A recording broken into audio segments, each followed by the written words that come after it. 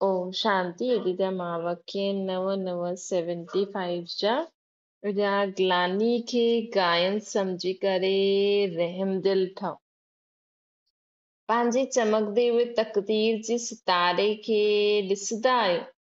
तकदीर जो सितारो सदा चमकदो रहंदो आहे अथवा कॾहिं चमकदो आहे कॾहिं चमक घटि थी वेंदी आहे। अर्थात घटनायूं रूपी घटा जे विच में छिपी वेंदी आहे चमक। असांजी तकदीर जो एॾी वॾी जगी आहे कि असां बाबा खे पहचाने करे स्वर्ग जो वरसो था वठूं, उहो बि 21 जन्मनि जे लाइ।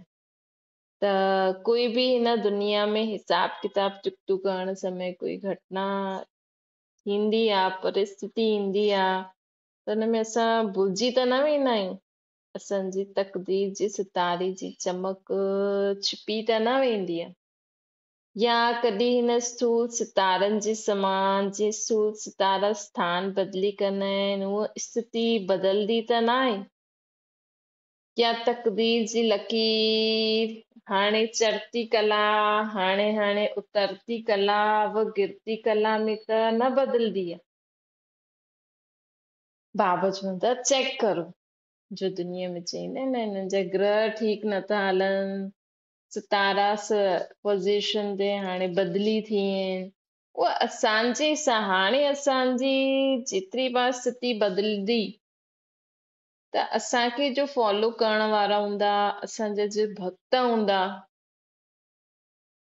असांजे जो बि आत्मा असांजे कनेक्शन में हूंदियूं न, त असां सितारे जी बाबा चईंदा आहिनि हिकु हिकु सितारे जी दुनिया आहे। त 33 करोड़ आत्मायूं सत्य त्रेता में अचण वारी आत्मायूं 33 करोड़ आत्मायूं की कोई न कोई अवश्य फॉलो कंदो। त हाणे असांजी स्थिति बिगड़दी त हुननि जी बि बिगड़दी आहे। त बाबा चवनि था कि चेक करो, हाणे हाणे चढ़ती कला हाणे हाणे गिरती कला त न आहे, ठहरती कला त न आहे, छो जे संगम युग ते तकदीर जी रेखा परिवर्तन करण वारो बाप सम्मुख वेठो आहे। अहिड़ी तकदीर ठाहिण वारे बाप जे डायरेक्ट ॿार उन्हनि जी तकदीर श्रेष्ठ ऐं अविनाशी खपे। अहिड़ा तकदीर अन्य कोई भी आत्मा न ठाहे सघी आहे। अहिड़ी तकदीर कोई भी अन्य आत्मा न ठाहे सघंदी आहे, सिर्फ़ु बाबा ई ठाहे सघंदो आहे। संगम युग ते तकदीर जी रेखा परिवर्तन करण वारो बाबा असां गॾु आहे। हिकु उहो ई परमात्मा अहिड़ो कमु करे सघंदी आहे। अहिड़ा तकदीरवान पंहिंजी खे अनुभव कंदा आहियो कि तकदीर ठाहिण वारे बाप जा डायरेक्ट ॿार असां आहियूं। जीअं कोई हीरो ठाहिण वारे बाप जॾहिं दुनिया में कोई वॾी चीज ठाहिण वारे बाप जा ॿार हूंदा त हुननि खे हुन चीज जी कमी हूंदी। तकदीर सर्व जी तकदीर ठाहिण वारो बाप जी डायरेक्ट ॿार असां ठहिया आहियूं। त ईअं अनुभव कंदा आहियो पंहिंजी खे तकदीरवान। श्रेष्ठ तकदीर ठाहिण वारे जी निशानी छा हूंदी ॼाणंदा आहियो? अहिड़ो तकदीरवान हर संकल्प हर बोल में हर कर्म में फॉलो फादर कंदो हूंदो। जो तकदीरवान हूंदो न वो बाबा के हर संकल्प बोल कर्म में बाबा के फॉलो कंदो हूंदो। संकल्प भी बाप समान विश्व कल्याण जी सेवा अर्थ हूंदा। हर बोल में नम्रता निर्माणता ओतिरी ही महानता भी हूंदी। बाबा चवनि था संकल्प भी बाप समान विश्व कल्याण जी सेवा अर्थ, बोल भी नम्रता निर्माणता ऐं महानता वारा हूंदा। स्मृति स्वरूप में हिक तरफ़ त बेहद जा मालिक, ॿी तरफ़ विश्व सेवाधारी आत्मा।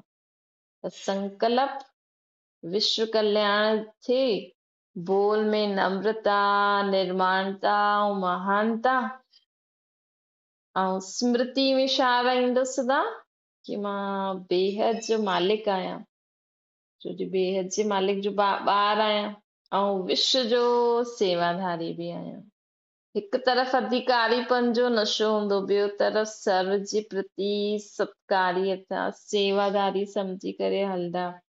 हर आत्मा जे प्रति बाप समान दाता वरदाता हूंदो, चाहे दुश्मन बि हूंदो न, कंहिं बि जन्म जे हिसाब किताब चुकतो करण जे निमित्त बि ठहियल हुई कोई आत्मा हूंदी, लेकिन जो तकदीरवान आत्मा हूंदी न, उहा अहिड़े दुश्मन आत्माउनि खे बि जे मथां बि रहम करण वारी, उन्हनि खे बि ॾियण वारी, अहिड़ी श्रेष्ठ स्थिति सां किराइण जे निमित्त ठहियल कोई आत्मा हूंदी न, उन्हनि खे उन्हनि जी स्थिति सां किराइण वारी कोई आत्मा हूंदी, संस्कारनि जे टकण खाइण वारी कोई बि आत्मा हूंदी, घृणा वृत्ति रखण वारी कोई आत्मा हूंदी, सर्व आत्माउनि जे प्रति दाता वरदाता हूंदी उहा आत्मा।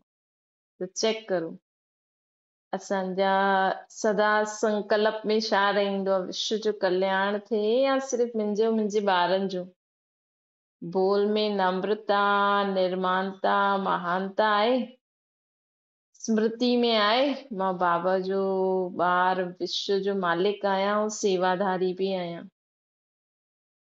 मां हर आत्मा खे ॾींदो आहियां या पंहिंजे दुश्मन खे या मूंखे किराइण वारी, मूंसां घृणा करण वारी आत्माउनि खे न, बाक़ी सभिनि खे ॾींदा आहियो। त ही चेक करो, अगरि असां दाता मतलब दाता, कोई असांखे कड़वा शब्द ॾे लेकिन असांखे बोल में नम्रता निर्वाणता, हुनखे पंहिंजे मिठे बोल सां बि शुभभावना शुभकामना रखी कुझु ॾियो।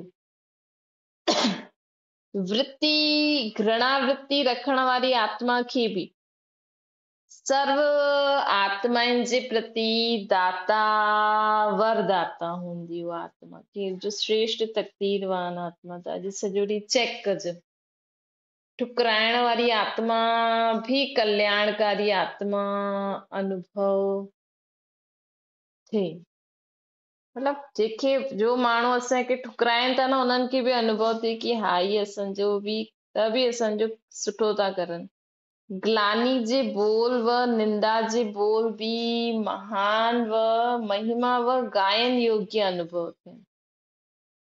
ठुकराइण वारी आत्मा भी कल्याणकारी आत्मा अनुभव थिए, मतलब जो असांखे ठुकराए थी त हुन में भी कल्याण आहे, ताकि असां बाबा सां ॿियो ई असांजो कनेक्शन थिए। त उहा असांखे ठुकराए, असां चऊं थैंक यू, तव्हां असांजो केॾो वॾो कल्याण था करो, तव्हां ठुकरायो, असां बाबा जे ॿियो नज़दीक ईंदा आहिनि। ग्लानी जा बोल व निंदा जे बोल भी जेकी श्रेष्ठ तकदीरवान हूंदी, उनखे ग्लानी ऐं निंदा जा बोल भी महिमा व गायन योग्य अनुभव थींदा। जी द्वापर में असां सभिनि बाप जी ग्लानी कई, लेकिन बाप जी ग्लानी भी बाबा ग्लानी भी गायन समझी करे स्वीकार कई न। साम्हूं वारो अगरि असांजी ग्लानी करे त बाबा चईंदा न, अपवित्रता विस्मृति जे संस्कार जी अविद्या हुजे, त उहो असांखे कुझु बि मुंहं सां चईंदो रहे, लेकिन असांखे उहो सम्झ में ई न अचे। असां उनखे बि छो जे असांखे इहो पतो ई न आहे ही सभु छा आहे, जेका बि माण्हू ग्लानी कंदा आहिनि असांखे, त इनजी अविद्या आहे। त बाबा चवनि था कि हीअं अनुभव थी, जीअं बाबा ॾिसो, बाबा त पंहिंजे ज्ञान में ई रहंदा आहिनि। बाबा त असांखे चईंदा आहिनि तव्हां जे ॻाल्हियूं ॿुधायो त मूंखे त कुझु पतो ई न आहे, मां त ज्ञान ॾियण आयो आहियां। त बाबा जी कोई ग्लानी कंदो त बाबा भी उनखे गायन जे रूप में स्वीकार कंदो आहे। ग्लानी जे रिटर्न में भक्तनि खे भक्ति जो फल ज्ञान ॾींदो आहे, न कि घृणा, ॿियो ही रहमदिल ठाहींदो। ॾिसो, अगरि असां सम्झो भॻवान खे माण्हू हाथी जहिड़ो मुंहुं ॾिनई, बंदर जहिड़ो मुंहुं ॾिनई, त बि बाबा हुन में विशेषता ॾिठई, भई हिनखे मुंहिंजो अहिड़ो हाथी जहिड़ो मुंहुं छो ठातो अथनि, त हाथी में जो विशेषताऊं आहिनि बाबा उन्हनि खे ॾिठई। अच्छा, हाथी में ई विशेषताऊं आहिनि, इन करे मां मुंह में ये जो शक्तियूं आहिनि उन्हनि जी शक्तियुनि खे ध्यान में रखी करे हाथी जहिड़ो ठातो अथनि। बंदर हर मथे मथे कूदी करे बि पंहिंजो कमु करे वठंदो आहे। अच्छा मां बंदर जहिड़ो आहियां मतलब मां अहिड़ी शक्ति ॾींदो आहियां जंहिंसां माण्हू परिस्थिति खे बि पार करे छॾे। त बाबा मतलब चइण जो मतलब आहे की असां हर ॻाल्हि खे पॉज़िटिव खणो, तॾहिं असां सभिनि खे ॾेई सघंदा आहियूं। कोई असांखे अॼु खां असांखां कोई घृणा करे थो, नफ़रत करे थो त ॿियो ई सुठो। असां पहिरियों त माण्हू मोहवश माण्हुनि सां कनेक्टेड थींदो, लेकिन जंहिं ॾींहुं घृणा कंदो, नफ़रत कंदो, उल्टा सुल्टा चईंदा, उन समय त असांजे दिलि मां उतरी वेंदो उहो। बाबा त इहे त चवनि न मूंसां ई संबंध जोड़ो, लेकिन असांखे हुनजे बदिले हुनखे शुक्रिया करणो खपे कि भई तूं आत्मा ॾाढी सुठी आहे, असांजो हिसाब किताब चुकतो थी, हाणे तुंहिंजे आत्मिक संबंध में मां तोखे ॾाढो शुभभावना शुभकामना, तुंहिंजो बि कल्याण थई। त बाबा चए थो हर ॻाल्हि खे पॉज़िटिव खणंदासीं तॾहिं असां कंहिंजे प्रति बि घृणा नफ़रत न उत्पन्न थी सघंदी आहे। ॿियो ई असां उन्हनि खे उन्हनि जे हर कर्म खे पॉज़िटिव रीति में खणंदासीं तॾहिं असां उन्हनि खे ॾेई सघंदा आहियूं। ईअं फॉलो फादर, अहिड़ा फॉलो फादर करण वारा ई श्रेष्ठ तकदीरवान ठहींदा आहिनि। जीअं बाप सां विमुख ठहियल हुई आत्माउनि खे पंहिंजो ठाहे पंहिंजे खां बि ऊच प्रालब्ध प्राप्त कंदा आहिनि, जीअं बाप सां विमुख ठहियल हुई आत्माउनि खे पाण खां पंहिंजो ठाहे करे पाण खां ऊच प्रालब्ध प्राप्त कराई बाबा, ईअं ब्रह्मा बाबा द्वारा शिव बाबा कराई न, ब्रह्मा बाबा बि कई। त ईअं ई असांजो श्रेष्ठ तकदीरवान आत्मा आहियूं, बाप समान आहिनि न, उहा हर आत्मा खे पाण खां बि अॻियां वधाइण जी शुभ भावना रखंदे हुए विश्व कल्याणकारी ठहींदी। त अगरि असां श्रेष्ठ तकदीरवान जी विशेषता छा आहे त उहा हर हिकु ॻाल्हि खे पॉज़िटिव रीति में खणंदी, ॿियो हर आत्मा खे पाण खां बि अॻियां वधाइण जो लक्ष्य रखंदी। जीअं बाबा सभिनि खे अॻियां रखी न, ब्रह्मा बाबा सभिनि खे अॻियां रखी, इनखे चइबो आहे निरंतर योगी पंज लक्षण। अहिड़ा श्रेष्ठ तकदीरवान ॿार पाप समान हर आत्मा खे पाण खां बि अॻियां वधाइण जी शुभ भावना रखंदे हुए विश्व कल्याणकारी ठहींदा आहिनि। इनखे चइबो आहे निरंतर योगी पंजा लक्षण। अहिड़ी ऊची मंज़िल खे प्राप्त करण वारा जो बोल ऐं भाव खे परिवर्तन करे ॾियनि था, निंदा खे बि स्तुति में परिवर्तन करे ॾियनि, ग्लानी खे गायन में परिवर्तन करे छॾियो, निंदा खे स्तुति में तारीफ़ था करनि मुंहिंजी, ग्लानी खे मुंहिंजो गायन था करनि, ठुकराइण वारे खे सत्कार ॾे, अपमान कोई हुनजो अपमान करे त उहो हुनखे स्वमान में परिवर्तन करे छॾे। भई माण्हू असांजो अपमान था करनि कि तूं अहिड़ी आहे अहिड़ी आहे, ऐं असां चऊं मां शांत आत्मा आहियां सुखी आत्मा आहियां, हुननि जे अपमान करण सां ॿियो ई असांखे पंहिंजो समान जास्ती यादि अचणो खपे, अपकार खे उपकार में परिवर्तन करे छॾे, माया जे विघ्ननि खे बाप जी लग्न में मग्न थियण जो साधन समझी करे परिवर्तन करे छॾे, अहिड़ी बाप समान सदा विजयी, अहिड़ी बाप समान सदा विजयी अष्ट रतन ठाहींदा आहिनि। अष्ट रतन कॾहिं ठाहींदा? अठनि में अठ बादशाहियूं अर्थात बाबा चई न कल्ह फ़रिश्तो जेको हूंदो न उहो अठनि में ईंदा, जेका पूरा फ़रिश्ता हूंदा, हिकु बाप ॿियो न कोई। अॼु बाबा चवनि था जॾहिं असांजो कनेक्शन थी वेंदो न हिकु बाप ॿियो न कोई, त कोई बि माण्हू असांजी निंदा कंदा आहिनि, ग्लानी कंदा आहिनि, असांखे ठुकराईंदा आहिनि, असांजो अपमान कंदा आहिनि, असांजो अपकार कंदा आहिनि, असांजे जीवन में विघ्न विझंदा आहिनि। त जेकी 8 रत्न में अचण वारी आत्मायूं इन्हनि सभिनि खे पॉजिटिव रीति में खणिजे। जैसे ब्रह्मा बाबा जी निंदा बि थी, ग्लानी न्यूज़पेपर विदेश ताईं वई, ब्रह्मा बाबा खे बि ठुकराइनि, अपमान बि थियो ब्रह्मा बाबा जो, माण्हुनि अपकार बि कयो, अहिड़ा माण्हुनि विघ्न बि विधा कि बाबा खे भुलिजी वञे।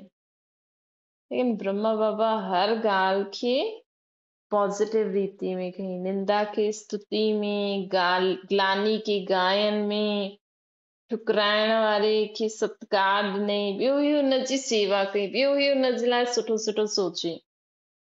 अपमान जेतिरो माण्हू अपमान पिया करनि ओतिरो पंहिंजी सुमान में स्थित थी विया, अपकारी ते ॿियो ई उपकार कई।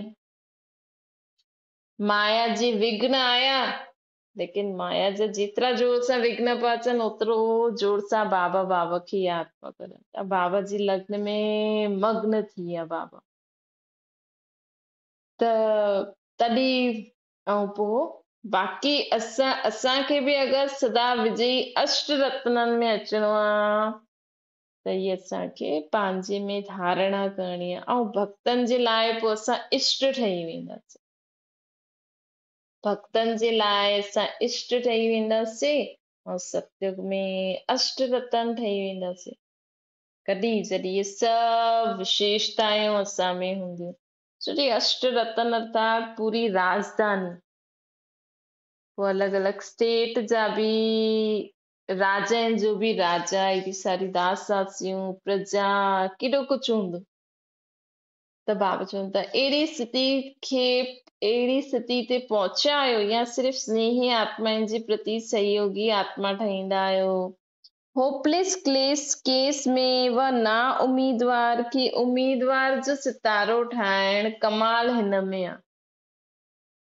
हिकदमि होपलेस केस जो माण्हू कॾहिं कंहिंसां हुन सां उम्मीद बि न रखी सघे कि यस जीवन में कुझु सुठो कंदो या कंहिंसां सुठी रीति हली सघंदो, अहिड़े होपलेस केस खे बि ना उम्मीदवार खे उम्मीदवारनि जो सितारो ठाहिण कमाल हिन ॻाल्हि में आहे। अहिड़ी कमाल ॾेखारण वारा ठहिया आहियो या सिर्फ़ु जो सुठा सुठा आहिनि उन्हनि सां ई असां संबंध रखंदा आहियूं।